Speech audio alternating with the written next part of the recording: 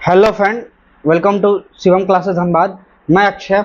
आपका जो एएलपी और टेक्नीशियन का पीवाईक्यू चल रहा था, मैथ्स का जो सेट चल रहा था, ये सेट को आगे बढ़ाते हुए अब तक आप लोगों ने मैथ्स के क्वेश्चन नहीं देखे हैं तो प्लेलिस्ट बना दिया गया है। आप जाके प्लेलिस्ट पे देख सकते हैं। ये 39 डेज टारगेट बैच के नाम से अवेलेबल होगा प्लेलिस्ट में, आप जाके वहाँ पे बैच देख सकते हैं। ठीक है। मैं बता देता हूँ, ये जितने भी क्वेश्चंस लिए गए हैं वो क्वेश्चंस लिए गए हैं क्यूएन पब्लिकेशन का एक बुक है रेलवे मैथमेटिक्स के नाम से, उसी बुक से उठाए गए हैं जितने भी क्वेश्चंस उठाए गए हैं। और इसमें खासियत, बुक का खासियत ये है ना कि बुक में आपको एएलपी टेक्नीशियन, ग्रुप डी, साथ में आपका एसआई कांस्टेबल डिपार्टमेंटल एग्जामिनेशन, सारे क्वेश्चंस को कंपाइल करके 255 सेट का ये बना दिया गया है टीसीएस पीवाईक्यू के नाम से, जो कि आपके ऑफलाइन स्टोर नजदीकी बुक दुकान पे अवेलेबल हो, बुक स्टोर पे अवेलेबल होगा। अगर आपको लेना है तो आप जाके बाय कर सकते हैं। ये काफी सस्ता बुक है और अच्छा बुक है, केएन पब्लिकेशन के साइट से आता है। तो चलिए हम चलते हैं डायरेक्टली क्वेश्चंस पे। क्वेश्चन पे चलने से पहले चलते हैं क्वेश्चंस पे। जैसा कि ये मोटिवेशन कोट है, आप देख सकते हैं, शिक्षा की जड़ें कितनी मजबूत हो, फल बहुत मीठा होता है। तो कितनी भी कड़वी होती हैं, लेकिन जो शिक्षा है, एजुकेशन है, उसका जो हमेशा आउटपुट होता है काफ़ी अच्छा होता है। तो इन चीज़ों को हम देखते हुए आगे चलेंगे। आगे चलने से पहले यहाँ तक देखिए, पिछले क्लास में 11-12 तक क्वेश्चन हो गया था। आज 13 से स्टार्ट करेंगे। 13 क्वेश्चन से आज स्टार्ट करने वाले हैं। तो 13 जो क्वेश्चन है हमारा, वो क्वेश्चन है इसका वर्गमूल निकालना, रूट निकालना। ठीक है, देखिए इसको कैसे हम बनाते हैं। इसका 9409 का रूट निकालना। पहले देखिए, क्योंकि 9 है लास्ट में, तो किसके स्क्वायर करने पे 9 आना चाहिए। 7 का स्क्वायर करेंगे ना तो लास्ट में 9 आता है, 7 7 49 9 आएगा। इसका भी 9 आएगा, 7 है, 3 का भी 9 आएगा। लेकिन 9 9 81 होता है, 1 आएगा, तो 89 पॉसिबल नहीं है। 89 पॉसिबल नहीं है। ठीक है, तो ये कट गया। अब देखते हैं आसपास में 87, 97, 83। अब देखिए हम इस एक ऐसा संख्या मान लेते हैं, जैसे 90 ही मान लेते हैं। 90 का स्क्वायर क्या होता है, 8100 होता है। 8100, 8100 से काफी ज्यादा है 9409। मतलब कि 9409 किसी का रूट होगा ना, वो होगा 90 से ज्यादा का, 90 से ज्यादा वाला संख्या का होगा। तो 90 से ज्यादा, तो ये ए भी नहीं है, 87 है, डी भी नहीं है, ऑप्शन बचा आपका बी। 97 है। 97 का होता है, 97 का 9409 होता है। तो आप इसको ऐसे निकाल सकते हैं। चलिए एक और मैं तरीका बता देता हूं, आप उस तरीके से भी निकाल सकते हैं। देखिए वैसी संख्या जो 100 के आसपास है, जैसे कि है आपके पास 9409, ये 100 के आसपास का संख्या है। इसका जब निकालना होगा ना, तो हम कैसे निकालेंगे। मान लेते हैं यहाँ 97 है, 97 का स्क्वायर क्या होता है वो हमको निकालना है। 97 100 से कितना छोटा है, 100 से ये 3 छोटा है। तो 3 का स्क्वायर कितना होगा, 2 डिजिट में लिखेंगे तो 3 का स्क्वायर 09 लिख सकते हैं। 97 100 से 3 छोटा है, तो 97 से भी 3 छोटा करेंगे। तो 97 में से 3 गया था, तो कितना बचेगा, 94 बचेगा। यही 94 हम यहाँ लिख देंगे। ठीक है, 9409 है, 97 का स्क्वायर बिल्कुल सही है। तो ये आंसर हो जाएगा। आप इस मेथड से भी जा सकते हैं, इधर इस मेथड से भी जा सकते हैं, आपके ऊपर डिपेंड करता है आप क्वेश्चन को कैसे सॉल्व करते हैं। ठीक है, अब चलेंगे सेकंड क्वेश्चन पे। सेकंड क्वेश्चन पे चलने से पहले देखिए, सेकंड क्वेश्चन जो है वो क्वेश्चन बोला गया है, दो संख्याओं का मस्सा दिया हुआ है और साथ ही उनका लस्सा दिया हुआ है। एक संख्या दे दिया है, दूसरी संख्या निकालना है। देखिए मैंने पहले भी बताया था कि क्या होता है, ये वाला फॉर्मूला का आप नोट कर लीजिएगा। मस्सा इंटू लस्सा इक्वल टू क्या होता है, संख्या, एक संख्या x दूसरी संख्या y। ठीक है, इसको इंग्लिश में कैसे लिखेंगे, मस्सा को लिखते हैं हम HCF और इसको लिखते हैं LCM। LCM इस टू HCF इंटू संख्या होता है। तो HCF कितना दिया हुआ है, मस्सा कितना दिया हुआ है, 12 दिया हुआ है, और लघुत्तम कितना दिया है, 72 दिया हुआ है। आपको एक संख्या दिया है 24, दूसरी संख्या पूछा गया है, तो काट देंगे। 24 दिया 72, 3 बार में चला जाएगा। y का मान क्या हो गया, 12 इंटू 3, 12 दिया 36 होता है, तो 36 इसका y का मान हो गया। 36 कहाँ है, 36 ऑप्शन सी में दिया हुआ, 36 इसका राइट आंसर हो जाएगा, 36। चलेंगे नेक्स्ट क्वेश्चन पे। नेक्स्ट क्वेश्चन है आपका, जमीन पे खड़ी एक लड़की की आरंभिक स्थिति से 36 मीटर ऊंचे लंबे एक टावर के ऊपर का उन्नयन कोण 60 डिग्री था। वह इस तरह से दूर चली कि टावर का आधार उसकी प्रारंभिक स्थिति और अंतिम स्थान एक सीधी रेखा में है। ठीक है, टावर के शिखर से उसके अंतिम स्थिति का उन्नयन कोण 30 डिग्री था। तो वो अपनी आरंभिक स्थिति से कितनी दूर चली गई। देखिए यहाँ पे मैं कॉन्सेप्ट बता दूं, आपको कंफ्यूजन कहाँ पर होगा। पहले इसको बनाते हैं। देखिए बोला गया है कि दोनों का बेस आधार, जो टावर का आधार और उसका लड़की का चलने का आधार सेम है, मानते हैं यहाँ पे है। ये है, एक लड़की है यहाँ पे, ठीक है, यहाँ पे है। तो इसके खड़ी के आरंभिक स्थिति से 36 मीटर ऊंचे टावर का जो लंबाई 36 मीटर है। जब ऊंचा देखती है ना वो, तो कितने डिग्री पे देखती है, एंगल बनता है 60 डिग्री का एंगल बनता है, ठीक है। ये 90 है। देखिए यहाँ पे एक कॉन्सेप्ट होगा। अब आप बोलिएगा ना 30 डिग्री कहाँ पे होगा, 30 इधर होगा कि 30 इधर होगा, ये बड़ा कंफ्यूजन वाला है। 30 डिग्री का, क्योंकि इसी बेस के लड़की थोड़ा सा चली है, लड़की इस साइड भी चल सकती है, इस साइड भी चल सकती है, तो किस साइड चलेगी कि 30 डिग्री का एंगल बनेगा। देखिए 90 के आसपास में जितना हम क्लोज चलेंगे ना, एंगल बढ़ते चलेगा। यहाँ 60 है, अगर इस साइड हम बनाते हैं तो 30 कभी नहीं होगा, इस साइड होगा ना, इस साइड होगा 80, 60, 70, 80, 90 इधर बनेगा, क्योंकि 90 के क्लोज में चलेंगे तो एंगल बढ़ते चलेगा।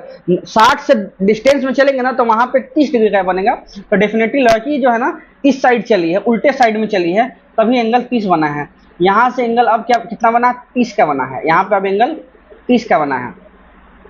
हाइट दे दिया गया 36। अब हम यहाँ से सॉल्व करते हैं कि गर्ल्स ने चली कितनी है, यहाँ से यहाँ तक चली है, यही डिस्टेंस हमको निकालना पड़ेगा, कितना चली है, क्या क्या दिया हुआ उसके अकॉर्डिंग हम निकालेंगे। 60 के सामने 36 है तो 30, यहाँ पे 30 बनेगा।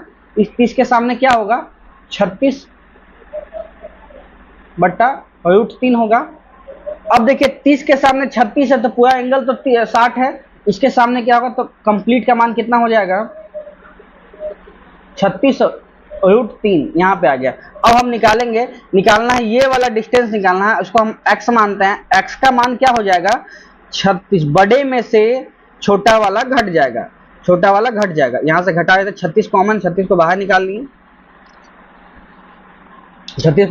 अंदर क्या बचा, √3 माइनस 1 बटा √3। यहाँ पे जब हम उसको सॉल्व किए तो 36, √3 को हम लिखें, 3 में से 1 गया तो 2 बटा √3 लिखें। अब हम इसको सॉल्व करते हैं और एक्सटर्नलाइज जब करेंगे ना तो हम लिख देंगे इसको 72 बटा √3 इंटू √3 डिवाइडेड बाई √3। यहाँ से क्या आ जाएगा, 72 √3, यहाँ पे आ गया 3, 24 या 72 होता है। आंसर क्या आ गया, 24 √3। इसको हम ऊपर लिखेंगे, आंसर फाइनल क्या आएगा, 24 √3 आंसर आने वाला है।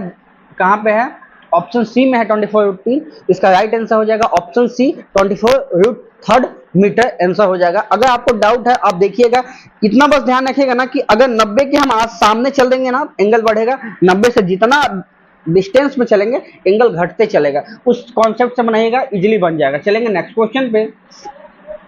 नेक्स्ट क्वेश्चन है आपका ये वाला। इसमें बोला क्या गया है, इसमें बोला गया है कि दिया हुआ संख्या अनुवाद अ और ब में दोनों छात्रों की कुल संख्या कितनी है। टोटल छात्रों की संख्या कितना हुआ पूछा गया आपसे, तो हम टोटल छात्रों की संख्या निकालेंगे। यहाँ पे पहले जोड़ लेंगे ए बी, यहाँ पे कितना आ जाएगा, 23 दूनी 46, 46 5 कितना होता है 51। यहाँ पे क्या कितना होता है 26, यहाँ पे होता है 17 और 6 कितना होता है 23 होता है। और यहाँ 55 और यहाँ पे जोड़ लेंगे ना 9 119, 9 9 18 19, 19 का 9 हाथ में 1, यहाँ पे आ गया आपका 5 5 10, 10 11 हाथ में 1, यहाँ पे 1 1 2, 219, 219 कहाँ पे, ऑप्शन डी में दिया हुआ 219, 219 इसका राइट आंसर हो जाएगा। ठीक है, आप देख लीजिएगा इसको। चलेंगे नेक्स्ट क्वेश्चन पे। किसी संख्या का 84% का मान 105 है तो वह संख्या क्या पूछा गया है।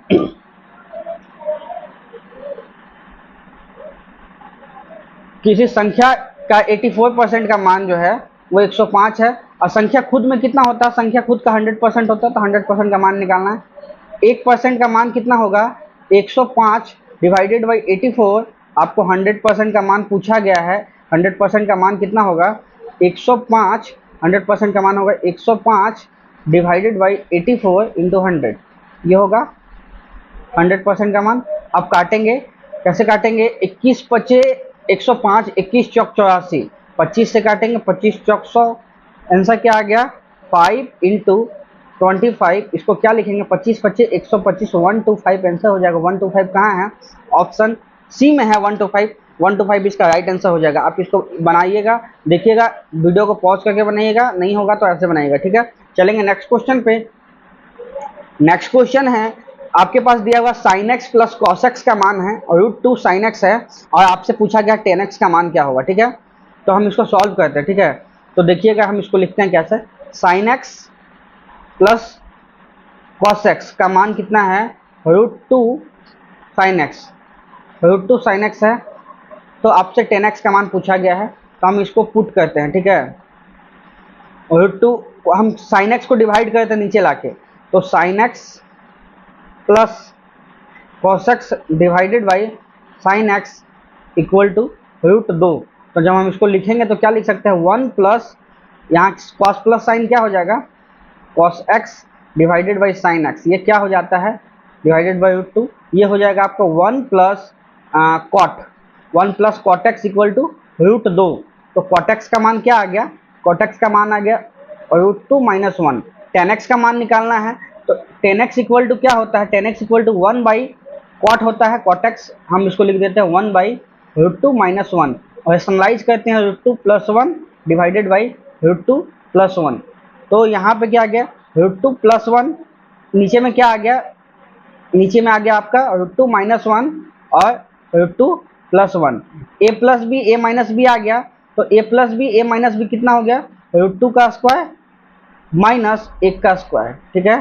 तो यहाँ हम लिखेंगे √2 प्लस 1 डिवाइडेड बाई 2 में से 1 गया तो 1, √2 प्लस 1 इसका राइट आंसर हो जाएगा, √2 प्लस 1 इसका राइट आंसर हो जाएगा कहाँ, √2 प्लस 1 ऑप्शन ए में दिया हुआ है, √2 प्लस 1 इसका राइट आंसर हो जाएगा। tan x का मान क्या हो जाएगा, √2 प्लस 1। आप इस क्वेश्चन को ऐसे स्लो स्टेप बाय स्टेप बनिएगा, बन जाएगा।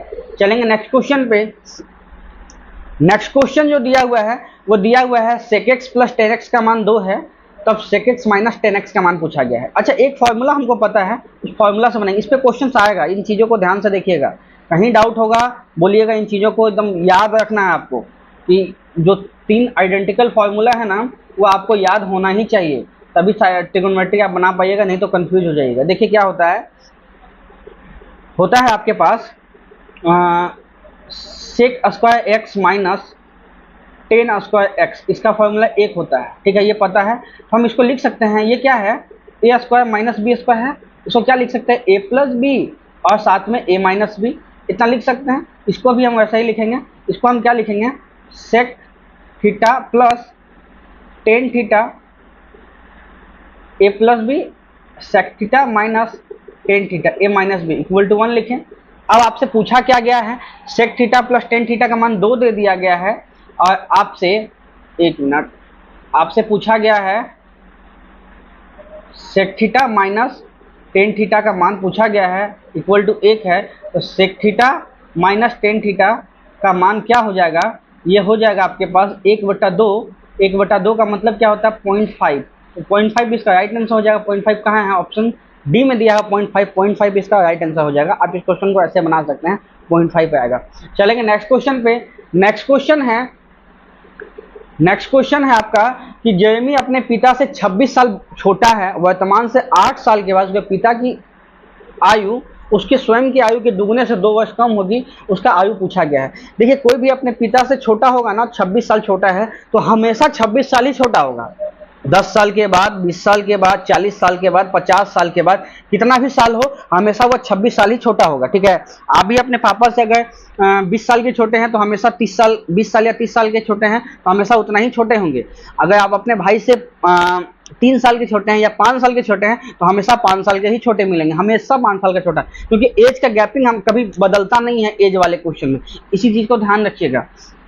इसमें देखिए क्या बोला गया है, पिता से 26 वर्ष छोटा है। हम पिता को एफ लिखते हैं, एफ मतलब फादर, जे मतलब जेरेमी। फादर जो है बड़ा है, कितना, 26 साल बड़ा है, ठीक है। वर्तमान से 8 साल के बाद, 8 साल के बाद, 8 साल बाद, 8 साल के बाद क्या होगा, फादर भी 8 साल बढ़ जाएगा और जेरेमी भी 8 साल बढ़ जाएगा। क्या बोला है, पिता की आयु उसके स्वयं की आयु के दुगने से 2 वर्ष कम है। जेरेमी की आयु के दुगने, इसके दुगने से 2 साल कम है फादर। तो फादर क्या है, f+8 है, जेरेमी क्या है 2j प्लस 16 माइनस 2। यहाँ पे हम लिखेंगे f+8 क्या हो जाएगा 2j प्लस 14, ये आ गया 2j प्लस 14 आ गया, 2j प्लस 14, ठीक है, 2j प्लस 14। अब हम इसको सॉल्व करते हैं। क्या आ गया आपका, यहाँ पे आ गया आपके पास f minus 2j equal to क्या आ गया, 6 आ गया। अब हम एक इक्वेशन यहाँ पे है, एक इक्वेशन यहाँ पे है, दोनों को पुट करेंगे, नहीं तो आप इसको लिख दीजिए, इसको हम ऐसे लिख सकते हैं f minus J equal to 6। f minus J का मान कितना है, 26 है, तो हम यहाँ पे 26 लिख देंगे, माइनस जे इक्वल टू 6, जे का मान क्या हो जाएगा, 26 में से 6 गया तो 20 साल, जे का मान कितना हो गया, 20 साल, जेमिनी कितने साल का है, 20 साल का है, तो 20 साल हम यहाँ पे लिख देंगे, तो 20 साल का जेमी है, ठीक है। इस क्वेश्चन को आराम से बनेगा, इजीली बन जाएगा, कहीं डाउट मत रखिएगा, कहीं डाउट होगा नीचे कमेंट में बताइएगा, यहाँ डाउट है मैं तुरंत सॉल्व करवा दूंगा। चलिए नेक्स्ट क्वेश्चन पे। नेक्स्ट क्वेश्चन है, वो क्वेश्चन है कि दोपहर के 3:47 पे मिनट की सुई या घंटों की सुई के बीच में कोण कितना होगा, सबसे छोटा कोण कितना होगा। देखिए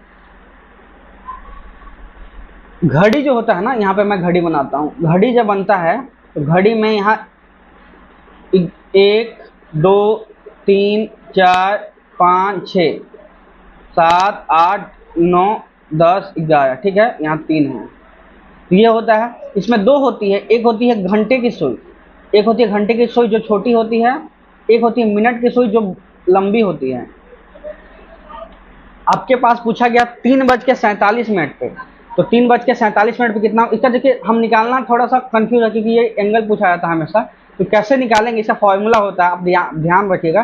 थीटा का फॉर्मूला क्या होता है, 30h, h मतलब घंटा, इक्वल टू 11/2 इंटू मिनट, ये होता है मोड में, ठीक है। यहाँ पे हम लिख देते हैं h का मतलब घंटा और m का मतलब मिनट, m का मतलब होता है मिनट, m का मतलब होता है मिनट, ठीक है। अब हम यहाँ पुट करते हैं 30 इंटू घंटा, घंटा कितना है 3 घंटा, माइनस 11/2 मिनट कितना है 47 मोड में डाल देंगे, इसको मोड में डाल देंगे। यहाँ क्या आ गया 90 माइनस, यहाँ पे जब हम इसको डिवाइड करते हैं ना तो कितना लिखते हैं, 11 से पहले गुना करते हैं, 4 सॉरी